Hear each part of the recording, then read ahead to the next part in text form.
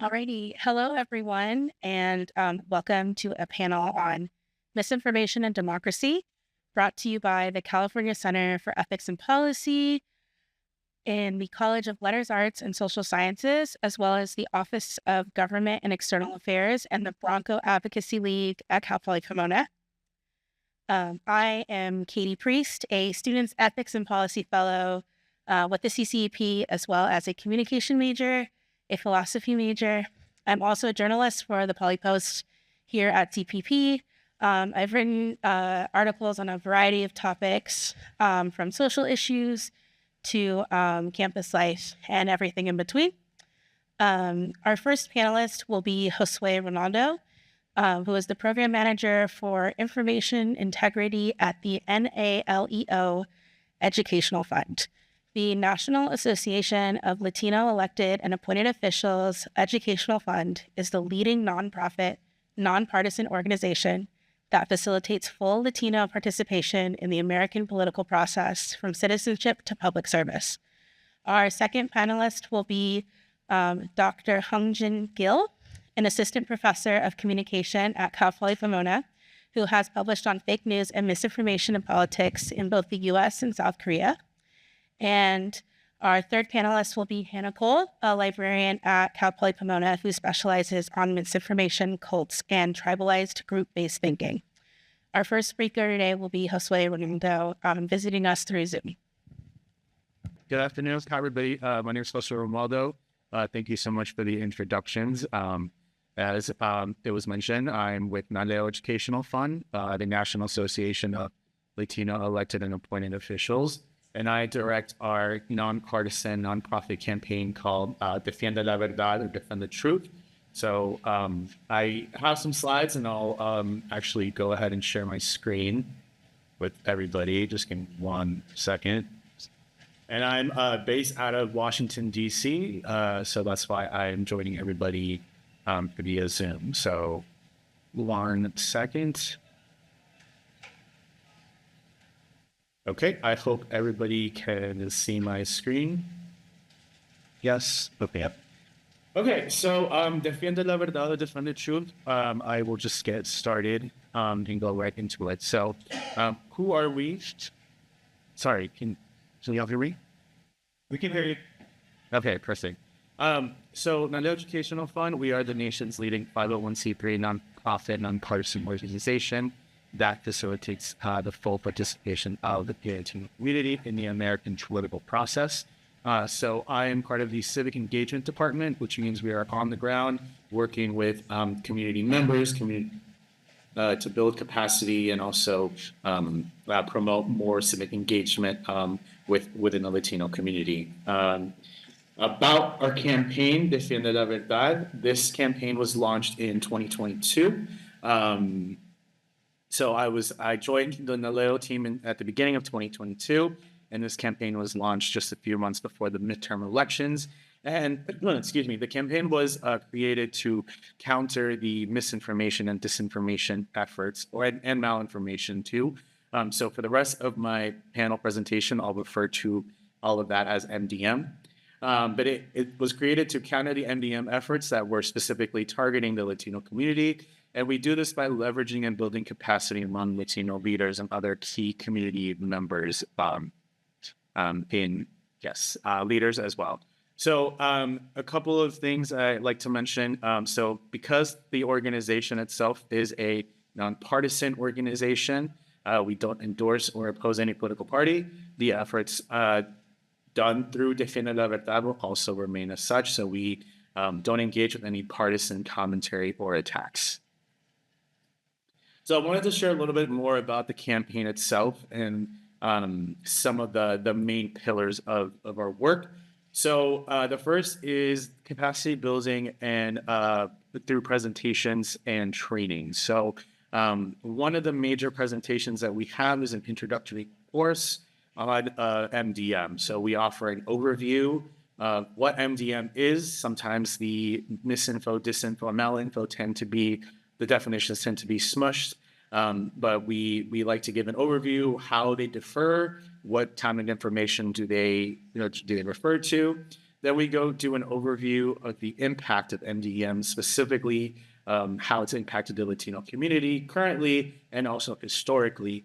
And then what is the current field or the current state of the issue on MDM's impact within the Latino community. The second is a volunteer social media monitoring training, which leads me to our second pillar.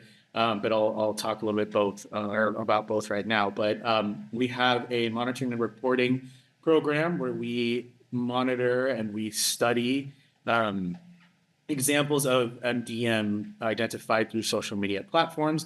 So we have a volunteer social media monitoring program. We'll partner with key grassroots and nonpartisan organizations on election day to identify some of these incidents of MDM identified on social media platforms. And through there, we get to study the trends. We get to study how narratives evolve. And then at the organization itself, we craft some inoculation messaging for our community members in both English and Spanish, and we share those out through our networks, through our social media platforms that we use, et cetera. So that is our monitoring program. And the last is just leveraging partnerships. So we want to continue partnering and leveraging those collaborations with key organizations and other individuals to continue to build capacity and to continue to build out that social media monitoring program. So a few examples of some key partnerships is Spanish language media partners. We see them and they've continued to be seen as trusted messengers to the community. They're the ones that provide the information. But we want to ensure that the misinfo and disinfo isn't amplified. Rather than being amplified, we want to ensure that, or we want to work with them to encourage better coverage of the issue, right? And then one other key partnership that we've started to develop more, or we did in 2023, is working with Latino Greek life and student groups on campuses. So these groups are of interest for us because we see that students are in a particular place to continue civic engagement work. And oftentimes these organizations have some sort of requirement for civic engagement volunteer work. So those are just some examples of the partnerships that we have leveraged. So going into the definitions of each term, and for some this might be new, but others this might just be an overview. But misinformation, disinformation, and malinformation actually are a bit different when it comes to the definitions. So misinformation, when we have learned these definitions from or these are provided by the Cybersecurity Infrastructure Security Agency. So these are the definitions that we use. So misinformation is information that's false but not created to cause harm. So think of the accidental sharing of something that's incorrect. There's no malicious intent behind it. There's no malicious intent to cause harm behind it. However, disinformation is different. It's information that is false and then deliberately created to cause harm. So there is some malicious intent to impact a community, to impact their votes, etc. So malinformation is different. That is information that's based on reality, but then distorted and altered or manipulated to cause harm or even spread some sort of false information. So in a nutshell, that is MDM, the definitions of each three. But let's look at some examples of each so we can conceptualize them even more. So this is an example of misinformation, and this dates back to 2021, where the Spirit of Martin newspaper accidentally published incorrect polling hours for their citywide election in June of 2021. If you can see on the screen, the newspaper accidentally published the polling hours to be from 8 a.m. to 5 p.m., but the Secretary of State of Mississippi actually retweeted this image with big incorrect letters, or big red letters saying incorrect, with the correct polling hours. So this doesn't seem, upon research, this doesn't seem like there was some malintent. This doesn't seem like there was some malicious, purpose behind it. Just seems like an incorrect publishing. However, when we look at this example of disinformation, we consider this deliberate disinformation. In 2016, I like to highlight this example, but in 2016, there were some false ads that were spreading on I believe it was Twitter, and other social media platforms in both English and Spanish. And these ads were encouraging voters to skip the line and avoid the line. And they can text their vote for Hillary Clinton to that number right there. Now, we consider this deliberate disinformation because one, it was targeting a specific group or specific groups and spreading wrong information about the voting process. And this was in both English and in Spanish. This is misleading because you can't text your vote, and there are other ways you can vote than standing in line. This completely leaves out vote by mail as well. So this is a pretty impactful example of disinformation that I like to highlight because it's pretty evident that there was some malicious intent in impacting the vote of these targeted communities. And last is an example that we pulled from the 2022 midterm elections. This example is from Misinformation. So during the 2022 midterms, we identified a number of narratives that were, that should give some context as well. There were some voting issues or some tech failures, some technical difficulties or some tech issues across a number of states during the midterm elections. And what we started to see was narratives online claiming that these technical issues were actually deliberate attempt for voter suppression and that there is some malicious intent behind it. So fortunately, our partners on the ground were able to remedy this and counter it and not amplify it. But we consider this as malinformation because there were technical issues with some voting machines. But that doesn't necessarily mean that that's a deliberate attempt to suppress votes. I like to always visit this because we want to think, well, why are folks susceptible to MDM? Why does MDM spread? Why does false information spread so quickly? And studies show that, well, let's start first.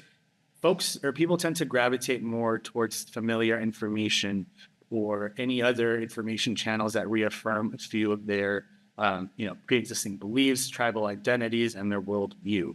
And unfortunately, that is pretty evident in a polarized society, right? But one of the studies that I'd like to always reference, and it's highlighted there, is that false information and MDM tend to travel 6 times faster than the truth.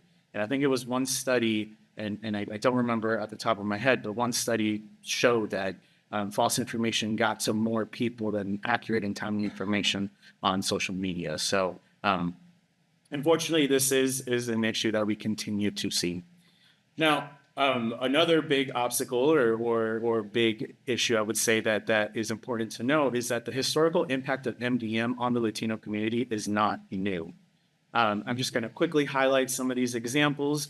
But in 1988, I should also say that MDM was spreading before social media served as a vessel to amplify it quicker, right? So in 1988, an example from Hidalgo County, Texas, Republican-sponsored radio ads targeted Latino voters, mentioning possible prison sentencing for non-citizens who were participating in elections, allegedly, and then that election officials will be watching. So not only is this false, but it also causes fear to participate in elections. In 1993, in Philadelphia, campaign workers walking door to door in dominantly Latino neighborhoods to try to convince them to cast absentee ballots and mislead voters to cast ballots for the other, I think it was the Democratic candidate.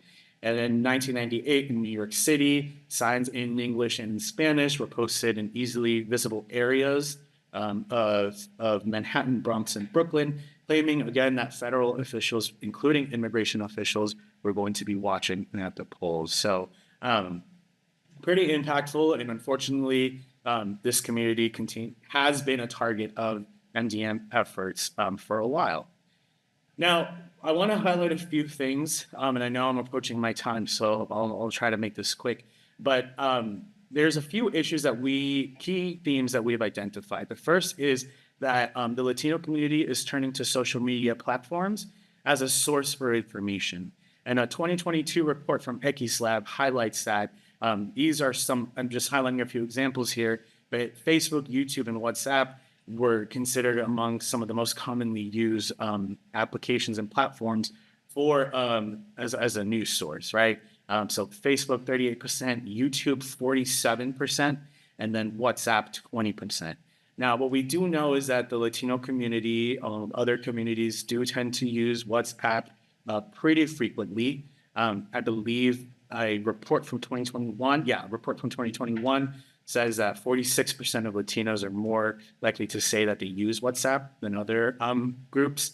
But the issue with WhatsApp and some other encrypted platforms is while they offer privacy, that messaging, the end-to-end encryption messaging, it has made it a bit difficult for us to understand what type of information is spreading on these platforms. We are in no way trying to monitor what is spreading here, but it is one of the obstacles that we face is what type of information, what type of NDM, particularly Spanish language NDM, is spreading on here. And it's hard for us to kind of conceptualize that because of the privacy, right? So we have reliance on other platforms other than traditional news sources. We have these end-to-end encrypted platforms that make it hard for us to study what is spreading. And then the gaps in monitoring for MDM content in languages other than in English.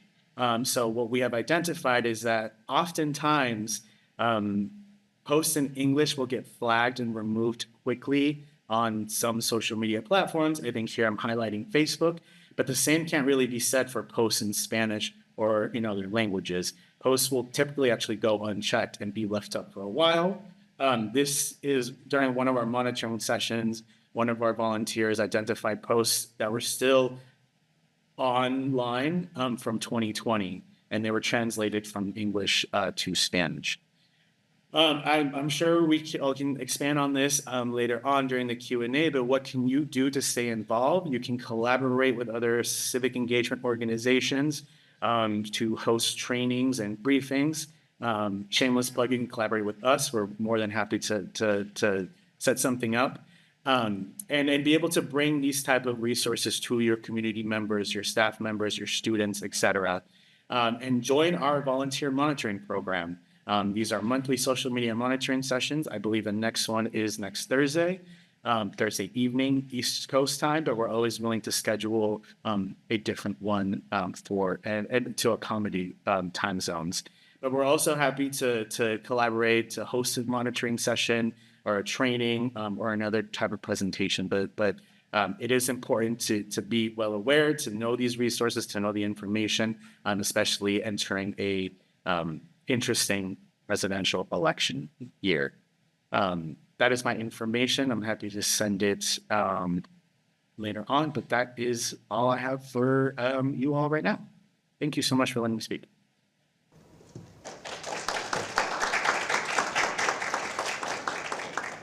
Thanks, Josue. That was awesome. Thank you so much to our first speaker. Our next speaker will be Professor Gill. Hi, I am Dr. Hyungjin Gil. I'm from the communication department. What I can do today is I can share with you very briefly I can share with you the findings that the findings of my previous research regarding specifically fake news.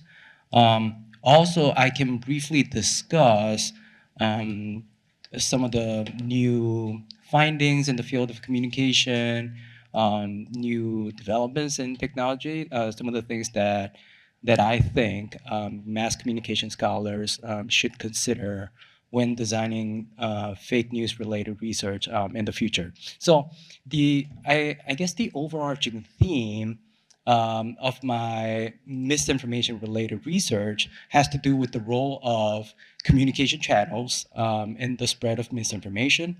Also, this varied nature of fake news perception, how people perceive fake news regarding what fake news is and who's responsible for the spread of fake news.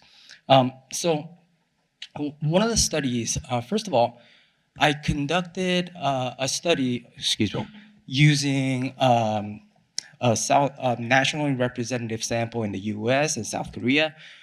What me and my co-authors found in that study is that um, people were tended to be a lot more tolerant toward misinformation or unverified information when they were using instant messaging platforms. So at that time, I think the number one channel that they used was WhatsApp. In South Korean context, the app's name was Kakao Talk. We're talking about the platforms, communication platforms that are arguably more intimate, that occur in a closed setting. Okay, so compared to social media, people were more reluctant to correct others for spreading unverified truth in those platforms. And this was actually exacerbated. This pattern was more pronounced among South Korean users, perhaps due to their culture. So we're talking about a collectivist culture that values the connection between their strong tie network, such as their close friends and family members, their close coworkers. They would value those more. They would rather have those than to ruin that relationship by correcting others in those platforms. So you're seeing the role of specific communications channels, in this case, more intimate communication channels, in the spread of misinformation or this tolerant attitude toward unverified information. Um, Another study that I conducted, we found using a nationally representative sample of the US, we asked this open-ended question in our survey, asking them, please define fake news. What is fake news for you? A group of, like Jose said, a group of people define fake news as misinformation or disinformation, um, depending on their intent or even malinformation, right? But we were particularly interested in this group of people who actually use this term to attack the opponents. These tend to be political partisans. So what they did was when they were defining the term fake news, they labeled it as any information coming out of Donald Trump's mouth or anything that CNN says. So in this case, we're not only seeing a politicization of the term, but we're seeing a weaponization of the term fake news to attack those on the other side. So in the context of the election, if I have to combine the two, the set of findings that I have, first of all, when trying to combat misinformation, we have to first consider the role of communication platforms in shaping public opinion. Also, the role of political identities, or this motivation that play a role in shaping how individuals perceive, not only perceive, but how they perceive and assign responsibility for fake news. So those were the key takeaways from me regarding fake news and in the context of the election. Now, when it comes to the new findings or some of the new things that we all should consider as scholars when designing a mass communication studies regarding fake news. First of all, obviously the elephant in the room, right? AI tools. So how would that affect the advancement of AI technologies like ChatGPT? How it could be used to automate the creation of misleading or false information? It does pose challenge for both users and those that are trying to identify and combat misinformation. Could it be used to correct? Could people use ChatGPT tools like ChatGPT to identify false information? So that's one of the things that we should consider, which is the development of AI technology. Also, this notion of uh, lurkers on social media is one of the new findings. So there was a time when we used to think of social media channels as this big marketplace of ideas, right? So people sharing their different ideas. Everybody's engaging, active. But recently, what scholars are seeing through surveys and observation is that there's this emergence of people that are very passively engaging in social media. So what they're doing is, instead of actively posting contents, they're lurking. So maybe, who knows, maybe journalists are suggesting maybe they fear being canceled, or they don't want their social media post to have an effect on their job. But the reality is, less and less people are engaging in active engagement with social media. So what that means for fake news, um, this raises a few concerns, right? So if you're passively engaged in content creation, that could often mean that you're a passive consumer of information. So you're more likely to overlook important facts, and you're not going to be actively correcting other mistakes. You're going to be passive when it comes to political information. But to me, what's more alarming is that perhaps we're going back. Maybe we're reverting to this traditional top-down structure of information dissemination, right? So this kind of structure that propagandists tended to use back in the earlier days. So when it comes to social media users, they're only commenting. They're maybe like pressing the liking button, or they're sharing their article that they've read with their peers without actively engaging. They're engaging in a behavior to correct or combat unverified truth. So those are the things that we should consider when designing our research. Do I have a set of answers for those questions? I'm conceiving some research on that, but I would love to hear your opinions on that, and I hope to share my knowledge, but also learn from you all throughout the session. So thank you.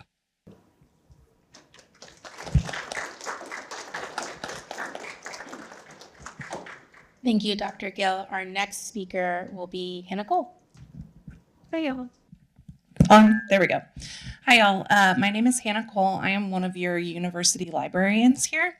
I feel like I am approaching this topic from a very different standpoint, because the university library, one of the things that we really focus on, especially when we're working with students, is not only how to get access to information, but then how to verify that information to make sure that it's accurate, right? So we're talking about misinformation, disinformation, malinformation, and how do you actually recognize that as a student, as well as what are the tools that are available to you to find good information.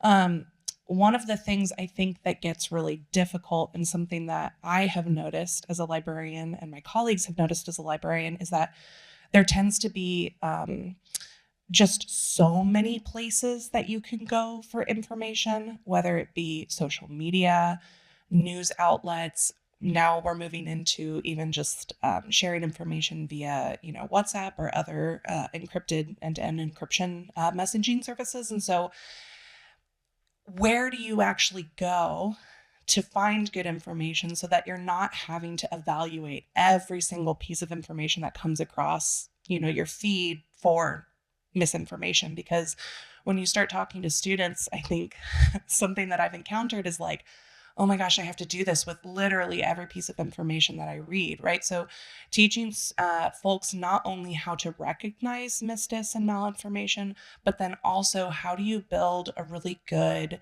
information network, and how do you use tools to their best advantage so that you have relative confidence that you're getting good information. So that's a lot of what I do within library science. And that's what a lot of my colleagues are doing and what we're doing when we come and visit you in your classrooms or when we do workshops and things like that or get invited to do this kind of stuff. I think the other thing that I like to talk about in this kind of context is what is the crossover between misdis and malinformation and censorship, which is another major concern of library science, and in my opinion, a huge threat to democracy. And so I think it gets complicated because when we're dealing with misdis malinformation, I think sometimes the easy answer is, well, we just get rid of it, right? We just shut it down and we make it go away and we put limitations on what folks are allowed to share.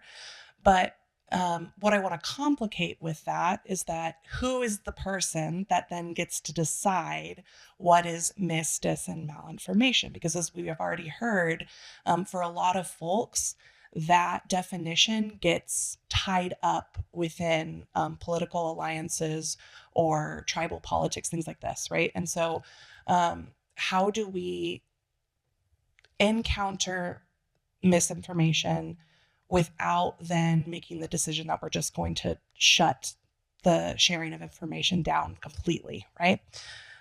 Just to give a little bit of background to me as well and why I came to library science, just because I think that it is important to my story and it's important to the work that I do. I was raised in a very high control religious environment in the Midwest. And what this meant was that I was subject to a lot of misinformation and censorship growing up that eventually created a lot of trauma in my life. And some of that was intentionally shared because it was, false information, but a lot of that was just folks sharing the information top down, what they thought was correct and right for me and for their family. And so, so much of the use of information is other folks making determinations about how information is going to be used with other people. And so it's not only just like predicting how stuff is going to be used, right, when we're looking at purposefully trying to trick someone to get, behavior that somebody may want, but it can also be about just sharing information that ends up having a different effect than what you intended or what you wanted. And so that's kind of where my interest lies. I'm not a Stancy, so I haven't published scholarship on that yet, forthcoming, but I'm just here to kind of like chat about that, chat about the tools also that the university library has that are freely available to students. So happy to be here and happy to be on this awesome panel.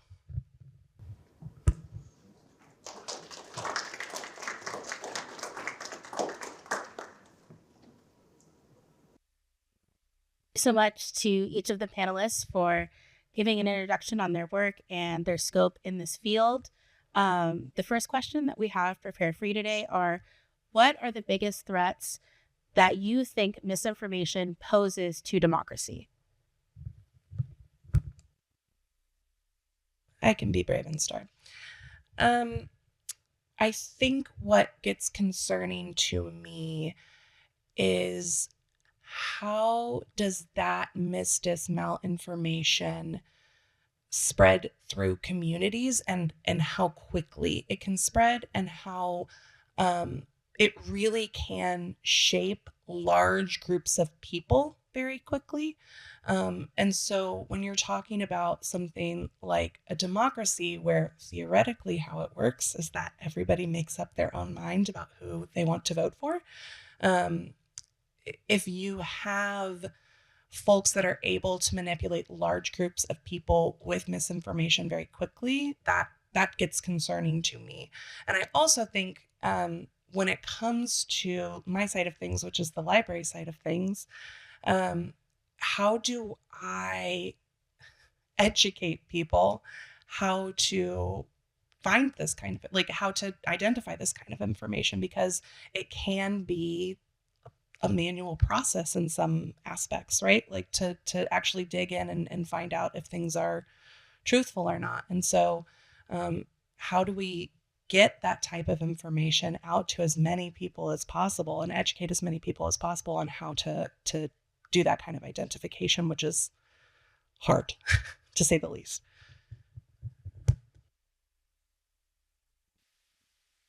I do believe that the spread of misinformation would have a significant effect on political participation, including the very act of voting. So it may affect voter turnout, but scholars, including myself, are divided whether that will increase political participation or decrease the level of political participation. For partisans, it may give them an extra motivation to go out there and vote or to participate in a rally or protest when they see misinformation or fake news that attacks their side. For those that are in the middle when it comes to the political spectrum, it might demotivate them actually to get out there and participate. With that said, I don't know if this discussion is relevant to what you just asked, Katie, but it is worth introducing this notion of bias exemplar, which is a popular term in the field of mass communication. What that means is what we might be seeing out there in mass media, whether that's in an online setting or through traditional networks. The opinions that we tend to be exposed to tend to come from those with strong political beliefs. So they're the ones that tend to post things online or engage in the act of content creation. And even those who share those um, tend to have a very strong political leanings. Okay, they tend to be partisan supporter of one of the two parties in a two-party system. So um, with that, I don't. I'm still trying to figure out how the presence of extreme opinions online and not those in the middle, how this media ecosystem may affect fake news and eventually democracy. But this is an interesting question. I think overall, the spread of these false narratives, the spread of MDM and its impact it's had on multiple communities and the obstacles that we face in democracy. I think one of the biggest red flags for me is just the loss of trust in our institutions. So in the elections, for example, we how many examples or folks have become election deniers, and that narrative from 4 years ago is starting to and actually hasn't gone away. Research and monitoring that we've done, we've seen various examples of posts from individuals saying that what happened in 2020 is going to happen in 2022. That's going to happen in 2024. So I think just the loss of trust in institutions. I also want to add that in the case of the type of work that I do, what we saw in 2022 during the midterm elections was that the spread of MDM regarding elections wasn't just happening in the United States. We saw examples of posts coming from Latin America saying that what was happening in the United States is going to happen in Latin America. And we saw that with the spread of false narratives around the elections in Brazil, the last one. So just ultimately the loss of trust in our institutions, but mainly just in our election processes. So my next question kind of plays into what we've kind of been touching on is how dismiss and malinformation can undermine democracy. And as Jose just mentioned, we kind of have seen this pattern. So how do we work to prevent this, or what skills can we develop to kind of combat this, since it is such a large issue? It's my favorite thing to talk about. How do we figure this out? So first of all, the one thing that I have been thinking about a lot lately and working with students on, we need to understand how information comes to us. And by that I mean not just like who's sharing information with you, but like what search engine are you using and how does that search engine work? How does like the algorithm that's powering it work? And I'm not talking about the coding behind it, but like how does it even prioritize what it shows you, right?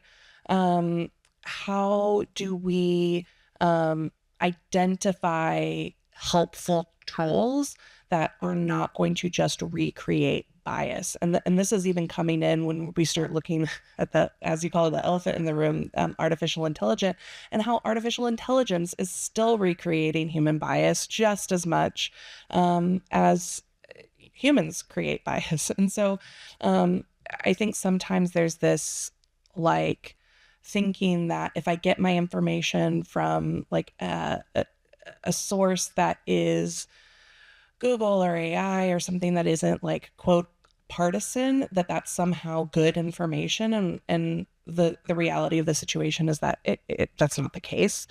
I think that it also comes into recognizing where our own biases lie. And there are tools for learning how to recognize where your own biases lie, so that you can start to recognize the areas that um, maybe you need to seek out different opinions in. But I think what gets also really complicated about that is because we are a society and where um, feelings are very divided and things get heated very quickly, there isn't a lot of room for folks to be able to question.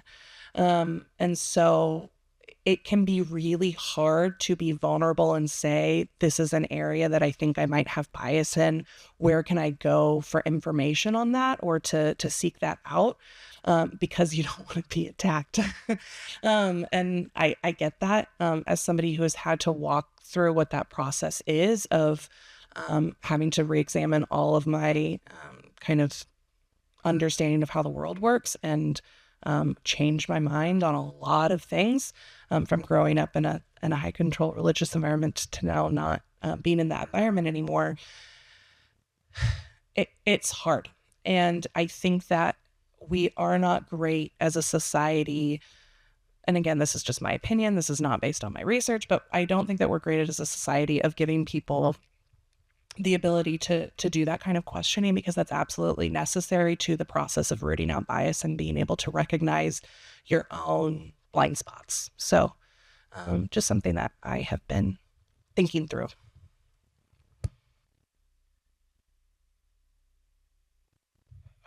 I agree with Hannah on that. Um, I yeah, I do believe that educating people, um, we want to highlight the importance of media literacy, information literacy, um, how to spot misinformation, how to fact check, and so on. I strongly believe that um, every communication department in the U.S. should include some sort of course that teach information literacy.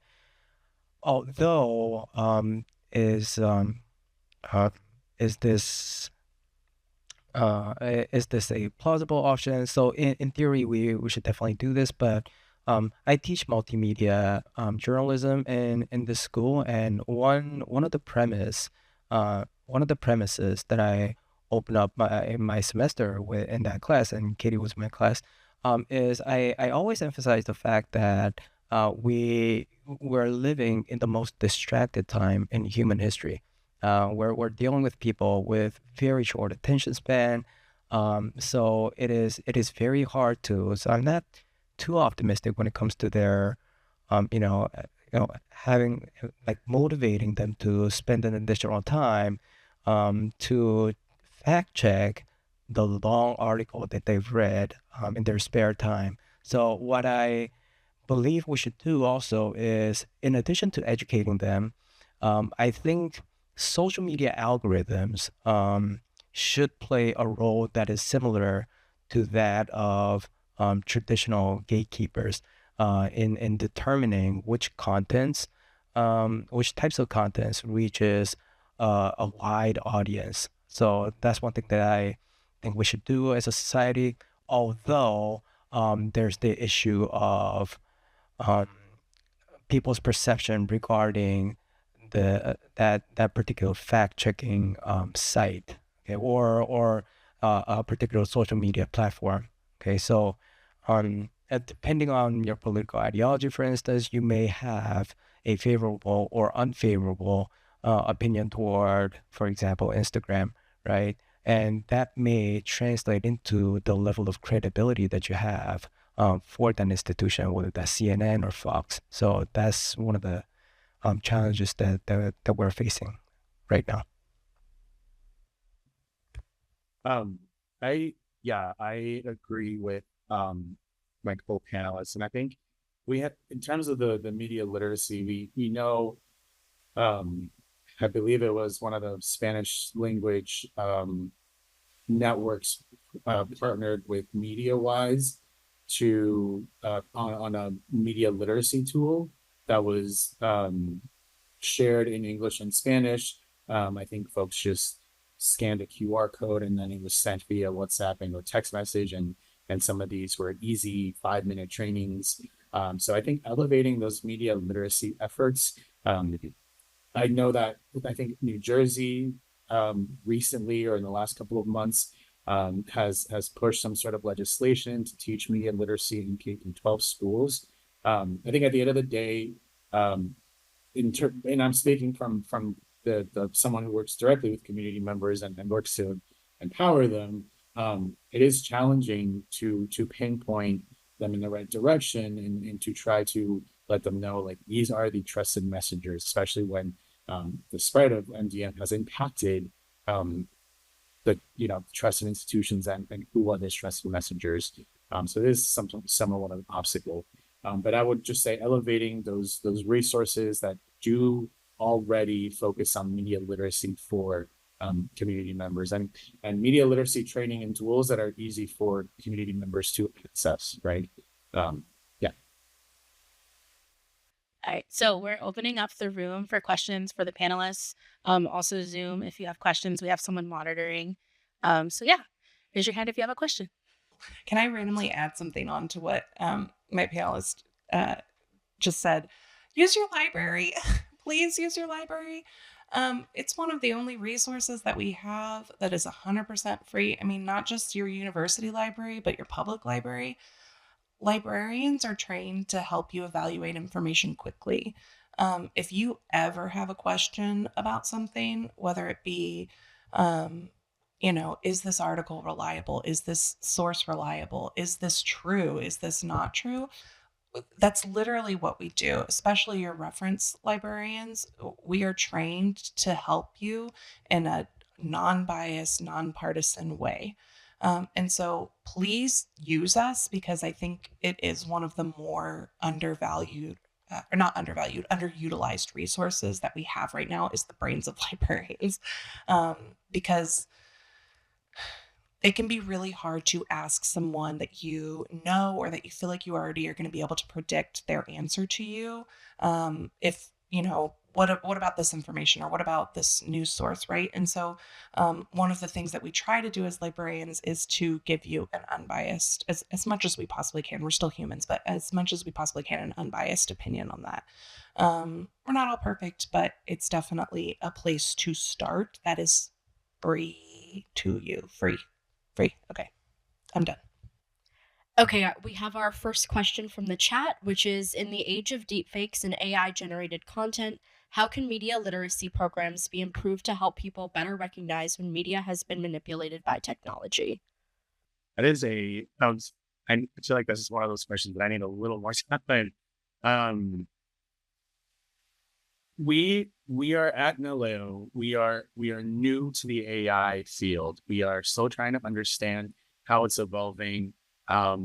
We can estimate how it's, or not estimate, but we can predict on how it can affect elections and information about elections. I mean, I think today, OpenAI just released its new text to video. I think I forgot what it's called.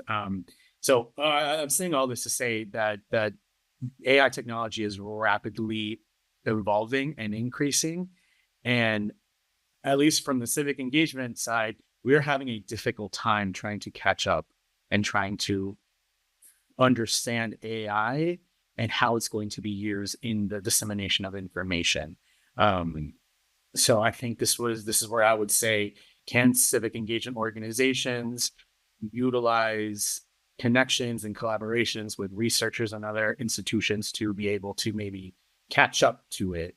Although I think that is somewhat difficult because AI is rapidly evolving. Can we incorporate some sort of curriculum or more information on how folks or the public can understand if an image online was generated by AI software? And I know that some platforms are already doing that.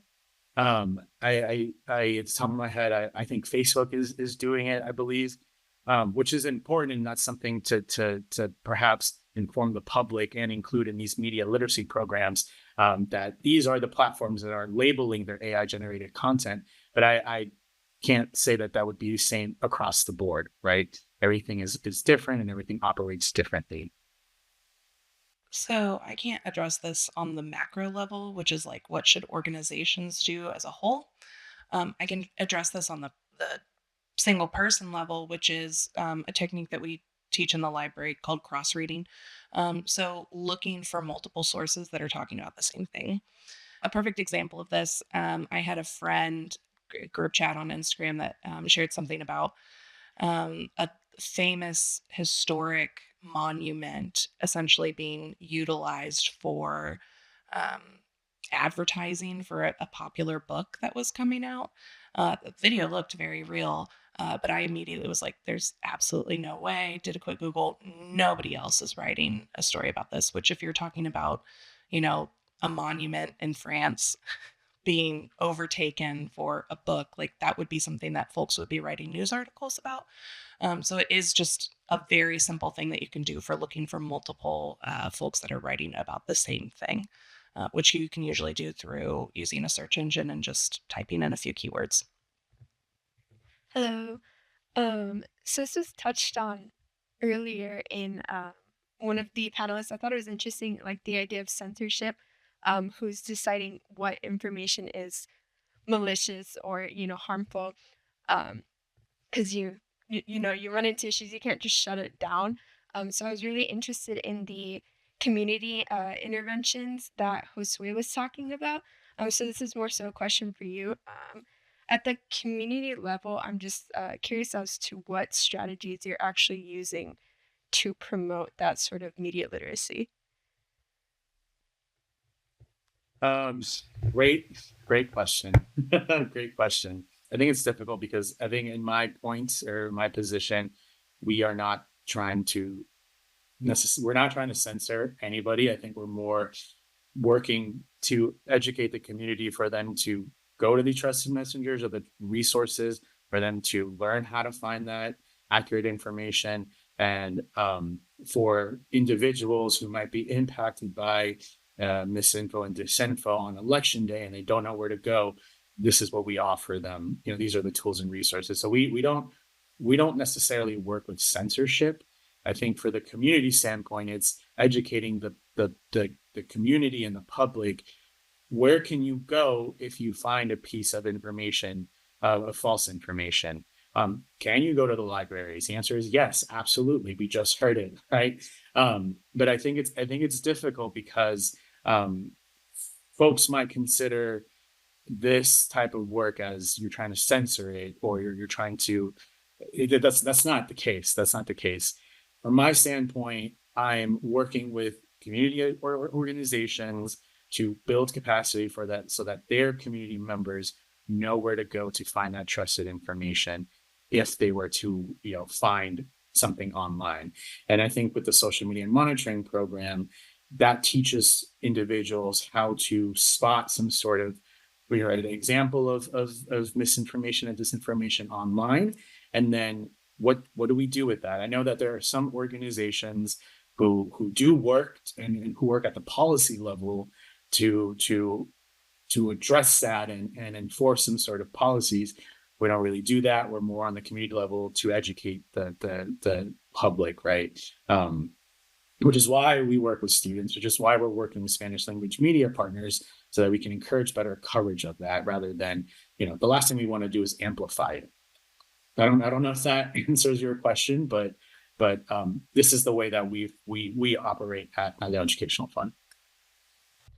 So, our next chat question is, how can institutions rebuild trust? And is MDM entirely to blame for this loss of trust, since this would seem easier than trying to fact check every piece of MDM?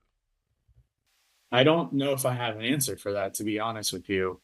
It's a bit difficult given the just how polarized we are.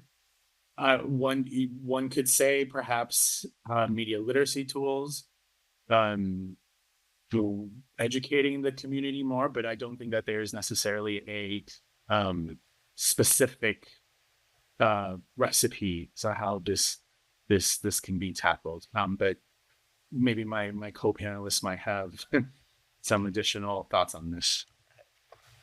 I don't think I can answer this question. Maybe I have to write a book about this. But one thing to just throw in here. So, following up the study that I mentioned previously, this blame attribution for the problem of fake news when it comes to partisans.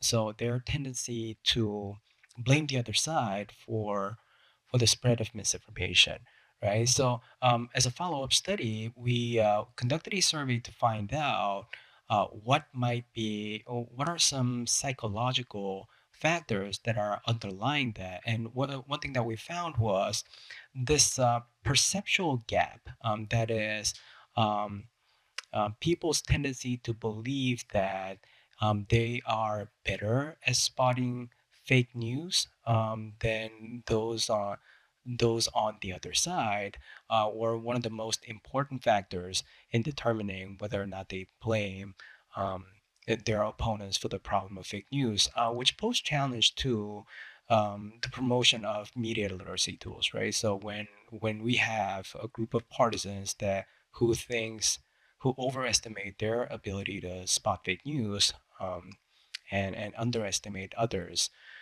to do so. Actually, gonna ask a follow up question in that, do you think the expansion of information journalism would help with this problem? Looking deep into how institutions and things work, would that help? Yes. Okay. It certainly can't hurt. I also just think that something I would like to see more is just kind of the stuff that honestly Jose's organization is doing, which is like community education, right? And folks taking ownership for the folks that are around them, to help spot misinformation together. I don't know that at this point, I mean, to go back to the original question, which is just like, how do you restore faith in major institutions? Well, okay, but if like, are the institutions going to change at all? Because like, I think you start getting into the issue of like, but what if there are actual, it's asking to solve America, and I don't know that we can solve America right now. So how do we, if we can't restore faith in those institutions, if that's not a realistic goal, how do we start working within a community setting to restore some faith in each other a little bit? So yeah, I think what you're talking about, but I think also just like general information literacy, which to me is not something that is typically emphasized. I don't see a lot of folks like wanting to sit down and talk about how to be more information literate folks. I do because I'm weird, but I don't feel like most people go that way. And so, how do we make it a cornerstone of what we talk about, both within a community context, but also within an educational context? It's one of the core competencies of CPP, and yet we don't really have an information literacy class. You just kind of get it throughout the rest of your education. And so in my opinion, needs to get moved to the forefront of the conversations that we're having about how to just be a human in the world. So we'll take an in-person comment and then come back to these Zoom comments as well. Yeah. I don't know if you guys have seen the recent deepfakes that are, I know it just came out, that are happening. Do you think these will take a larger role in misinformation or disinformation and misinformation in general? Or do you think other types of misinformation will still take a big, I guess, block of disinforming people? I know it's like really early to tell, but I want to see your thoughts on this. I can start. Yes, I think so. I think something that we are part of a number of nonpartisan coalitions that work to address misinformation and disinformation, and also expand voting rights. So we're all some in short civic engagement coalitions.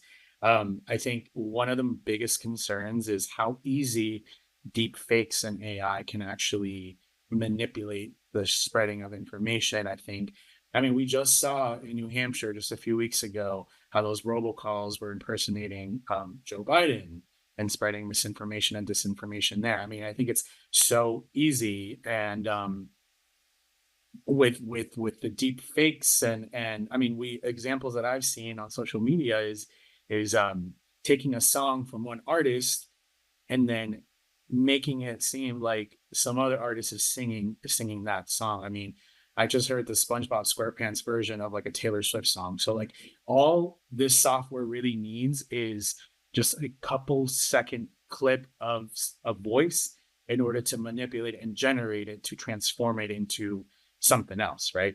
So it's an obstacle. It's an obstacle that we face. And like I said earlier, this type of technology is evolving rapidly, and it's for us, the folks that work at the community level, it's hard to keep up, because how do we then explain it to the folks seeking information that what they're seeing isn't necessarily it was generated artificially, not well, it was generated artificially. That, and I'll leave it there.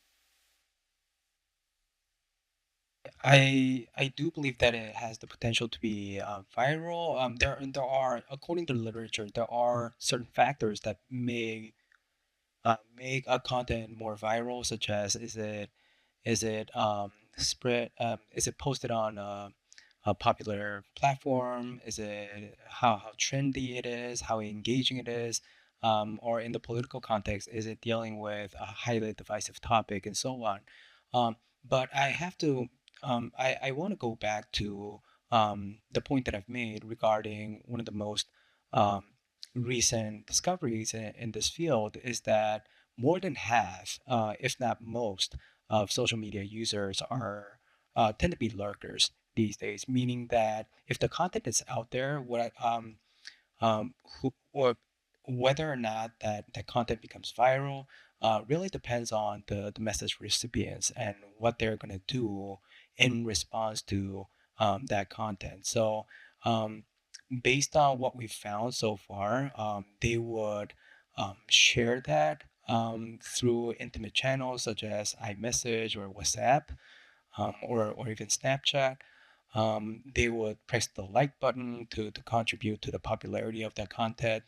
Um, but at this point, yes, I do believe that there's a good potential that those content will continue to have a lot of impact online. I think we'll move on to our next question. Hello, Doctor and distinguished guests. Thank you for this panel. Most national polls on Real Clear Politics show a competitive election. President Trump's running on a campaign that says the elections were rigged in 2020, and President Biden's running on a campaign that says we have a free and fair election system. But it's a competitive race, so nowhere in society really has those people been represented, I don't believe. So where do we go if President Trump wins, and where do we go if President Biden wins? Because I'm in education, so I'm switching from private to public, and half my population of students and parents are going to be concerned in one way, and the other way, the other half is going to be, or not sure the percentages, obviously, but a good size of percentage of population are concerned that elections are rigged, and a good size of percentage are concerned that Trump might be deporting people or whatever he may be doing. But we've kind of reached a reality where it's like we're not Notre Dame, but we need to figure out how to heal, I guess, is what we need to do. And how do you think we heal in the next 9 months? I think my co-panelists answered this. I think that's I don't think there's a specific answer to that um in my humble opinion. I think with the spread of this software or AI software that could potentially amplify the spread of misinformation and disinformation. I'm not trying to sound like a Debbie Downer or incite some fear, but I think it's more complicated than that. I think it's a it's a complex situation because of how folks or how specific individuals are using um, software like AI to spread misinformation and disinformation. Who are they targeting? Where are they sharing it? Who's consuming it? I mean, it's a very complex situation. I think as a civic engagement org, the best that we can do and continue to do is provide those resources and point individuals into the right information and the right information sources. And I think it is important to know and to mention that speaking from a nonpartisan stance, misinformation and disinformation comes from all over the political spectrum. It's not always one side saying, and I think what is amplified is always one side saying that misinfo, disinfo is being spread by the other side. Unfortunately, what we have now is the reality that misinfo and MDM is coming from all over the political spectrum, from individuals who are politically active, and spreading across multiple platforms and misinfo and disinfo do not have any language barriers. So I don't mean to give a negative answer, but I think I'm just trying to be more realistic as someone who is working across multiple communities, as who's part of an organization that works on the ground with multiple voters, and other individual members from the community. This is who we need. This is what we're up against. I don't have an answer for America. I do have an answer in my personal life because I talk with folks and interact with folks for sure weekly, if not daily, that have very, very different understandings of the world than I do, and that have very different opinions on the validity of information, right? So I'm approaching this as not only a librarian, but also as an individual that's talking to other individuals in my life. As much as you can for your mental health, please take care of yourself. But as much as you can, staying engaged without anger and without judgment and with extreme vulnerability. That being said, it's not always possible. I am in a position in which the folks in my life, as much as I disagree with them, we it's not bad enough that I have to walk away from my mental health because there are going to be situations in which it's just not possible. But I think as much as you can, talking to people that don't agree with you and trying to be as respectful as possible really can make a difference. I know that for me, it made a difference, but it took time and it took me being a real jerk for a while. I'm really glad now that people took the time to talk to me and took the time to share their opinions with me because it obviously, like, literally changed my life. But I don't think that the path forward is continued divisiveness. And I think a lot of people know that. It's just the question becomes, okay, we agree that the answer is not more divisiveness. How do we now move forward from what has become very divisive, right? And so I just know that for my life, what has been working is trying to stay in conversation with folks, but also taking breaks from my mental health. I have a great therapist. I can get you her number. She's wonderful. So it's the balance of that, right? Of being able to take care of yourself while also staying engaged with people as much as possible. And it is hard and it takes practice and it is um, something that you have to have a pretty decent knowledge of yourself to be able to engage with someone else in that way. So, yeah, and use your library. All right, to move back to our chat questions, our next one is how can a machine learning engineer balance mitigating misinformation on social media platforms while also safeguarding free speech? I personally think that who, whoever's in charge of that should have a good understanding of what counts as misinformation or disinformation, because based on the response that I saw from the, the public's definition, their own definition of fake news, a lot of them tended to confuse misinformation or disinformation from um, framing or agenda setting. Okay, so though these two are famous theories in some of the, if not two of the most famous mass communication theory.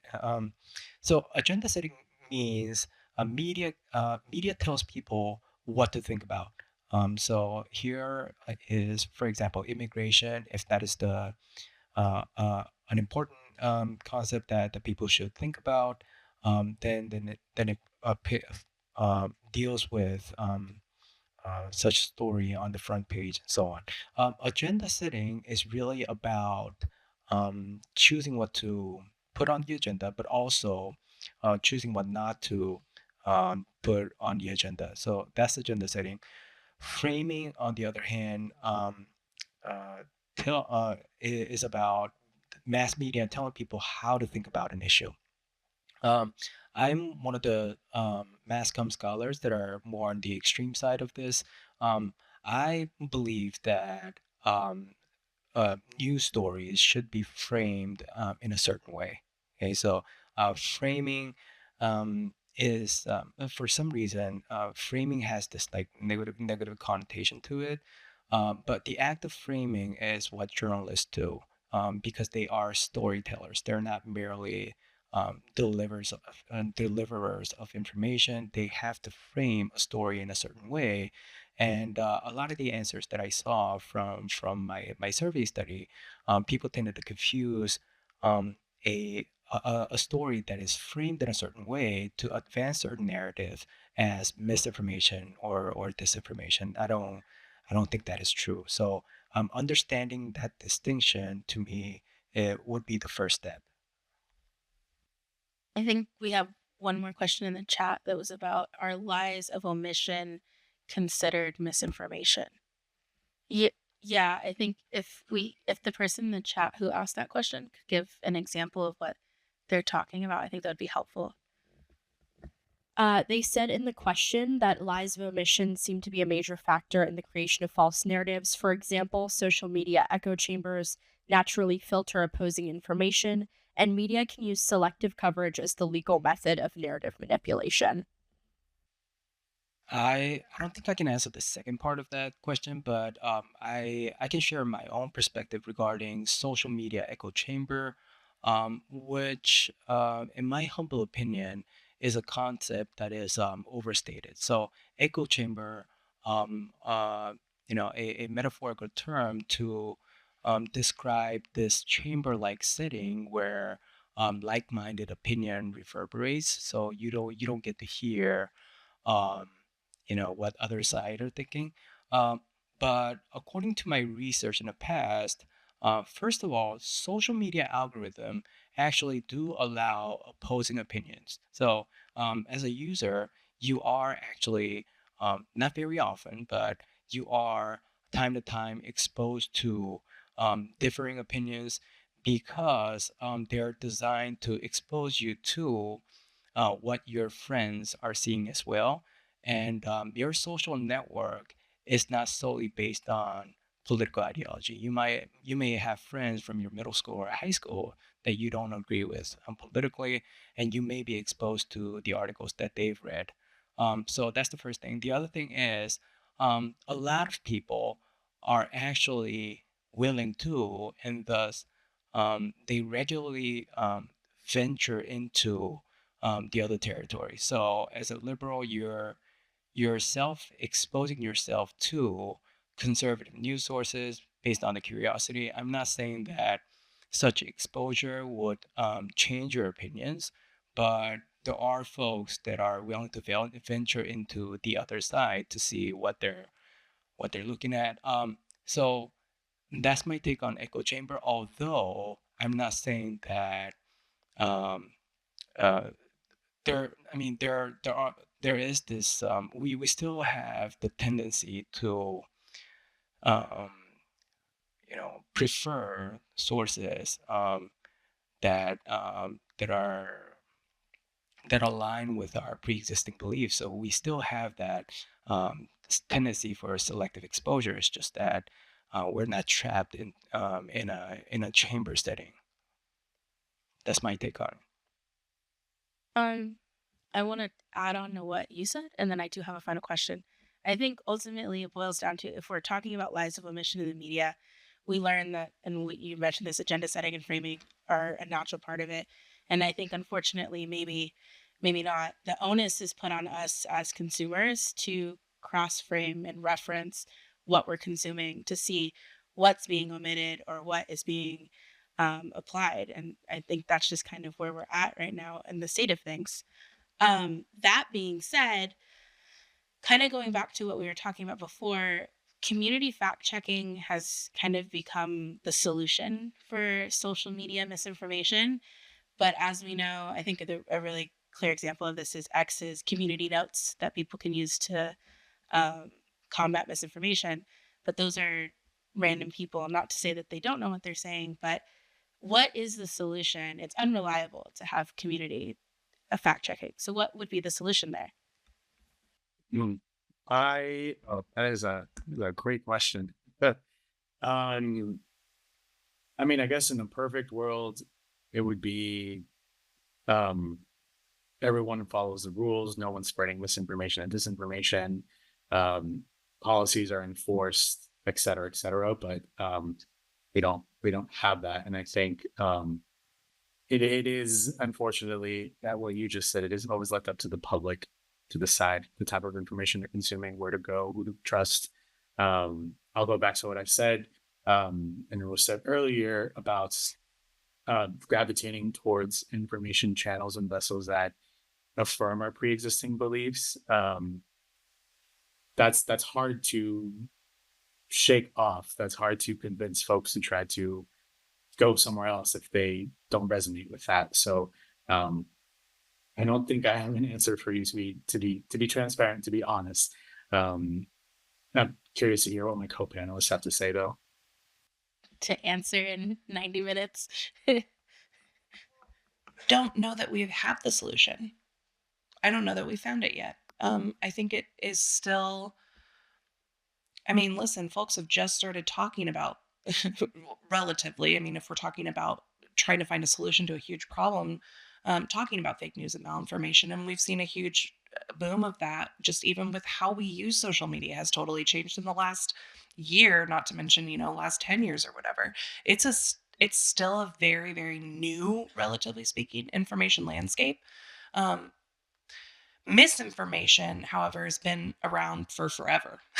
That is not a new thing. How we have been sharing it is new, but um, the idea of using information in a way or giving false information, even from the standpoint of a government or journalism or whatever it may be, that's not a new thing, and we have figured out ways to not combat it, but we have figured out ways, given time, to work through that. And so I think my hope is that we continue doing this community organizing work, and we, try to educate people as much as possible, and that there's also room for innovation in that area. Like, we need folks working on that. And I don't think that it would be genuine for any of us to sit up here and be like, oh, here's the perfect solution that we have, because I don't know that it exists yet. And I don't know that it will ever exist. I don't know that there is a perfect solution to this. It's a matter of, to repeat myself again, staying in conversation with folks and trying, researching it, trying new things, all of that. So I'm sorry we don't have the perfect answer. I know the solution, and it's to come to more CCEP events this spring and into the future. So on March 18th, we're going to have an Author Meets Critics with Professor Desiree Lim talking about her new book, Immigration and Social Equality. And then on April 11th, during U Hour, we're going to have an event specifically dedicated to psychological and structural approaches to combating misinformation. So then we'll have all the answers, and you'll be totally satisfied, and it'll be really simple and clear. Please join me in thanking Katie and Gil and Hannah and Josue for this excellent panel. And please, if you get a chance, fill out our survey. Okay, thank you so much.